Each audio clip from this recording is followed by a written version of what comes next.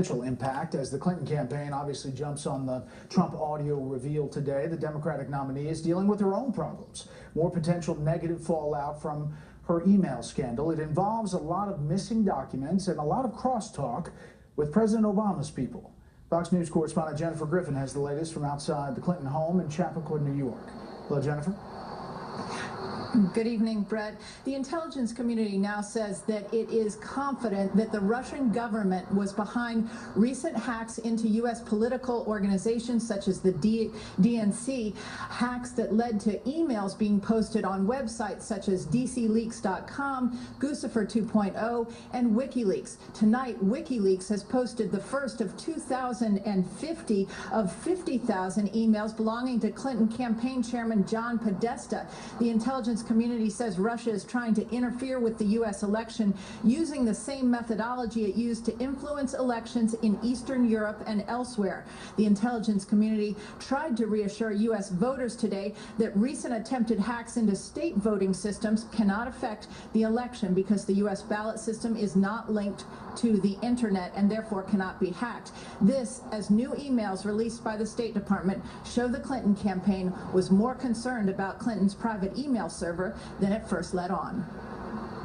New emails obtained by the Republican National Committee through a FOIA request appear to show coordination between White House and State Department officials to contain the fallout as revelations began to surface that Hillary Clinton used a homebrew server. While Clinton's presidential campaign was in its early steps, White House Communications Director Jennifer Palmieri, who now works for the campaign, reached out to Jennifer Psaki, her counterpart at the State Department, to request that she shield Clinton's successor, Secretary of State John Kerry, from questions about Clinton's server. Minimally to try to avoid conversations about it and try not to let it spiral out of control. They wanted to try to tamp it down as best they could. In one email, Palmieri asked Psaki, quote, "Think we can get this done so he is not asked about email?"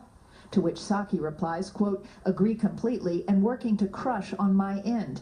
A day later, Psaki adds via email, "Good to go on killing CBS idea." A senior administration official says the email exchange referred to their desire to prevent Kerry from doing any Sunday show interviews at a time when the Iran nuclear talks were at a sensitive point, citing the deteriorating situation in Syria and the fragile state of the Iran nuclear deal negotiations. The official argued, quote, "Any communications professional would have advised his or her boss against going out to do a round of interviews."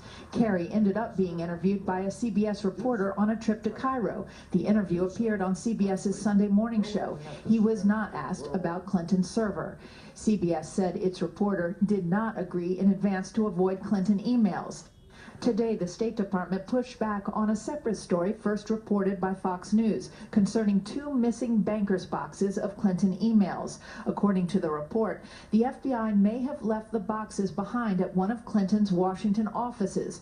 Newly revealed FBI interview transcripts also appear to show that officials at the State Department tried to tamper with classification headings on some of the emails to subvert the FOIA process. We strongly refute those claims. We've been clear all along that our Freedom of Information Act review of former Secretary Clinton's emails was a complex and multi-step process. State Department lawyers who were part of the staff in legislative affairs did not change proposed upgrades. The State Department released another batch of Clinton emails tonight, 75 chains and 270 pages. One of those emails was from her former campaign strategist Mark Penn, who suggested in 2012 that she try to bump Vice President Joe Biden off the ticket. Hillary Clinton's response, quote, "Please print." Brett? Jennifer Griffin live with the Clinton campaign. Jennifer, thank you.